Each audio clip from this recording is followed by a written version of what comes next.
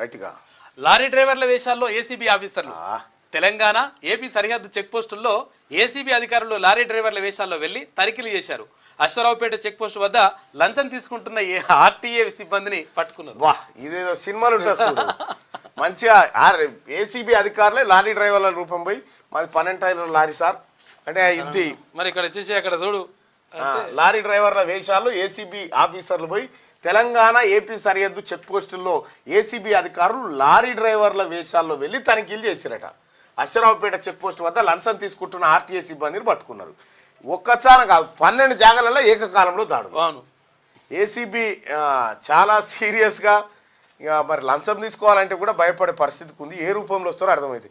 ఇటీవల కాలంలో ఛత్తీస్గఢ్లోనే ఎన్కౌంటర్లు ఎక్కువ అవుతున్నాయి. ఇప్పుడు ఏసీబీ కేసులు అంటే కేసీఆర్ అలవాటు చేసిపోయిందిగా, ఏ మింగుర్రా తినుర్రా లంచాలు తీసుకోరా అని.